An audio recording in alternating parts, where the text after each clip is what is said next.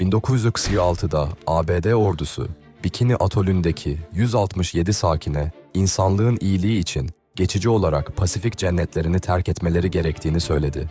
Birkaç yıl sonra geri döneceklerdi. Ama asla dönemediler. Bunun yerine Amerika, 20 yıl boyunca 67 nükleer bomba patlattı. Castle Bravo hidrojen bombası, Hiroşima'dan 1000 kat daha güçlüydü. Patlamalar tüm adaları buharlaştırdı. Kilometrelerce genişliğinde kraterler açtı. Bölgeyi ölümcül radyoaktif serpintiyle kirletti. Bikini halkı çorak bir adaya sürgün edildi. Aç kaldılar, hasta oldular. 70'lerde bazıları geri döndüğünde kirlenmiş balık ve Hindistan cevizi yediler.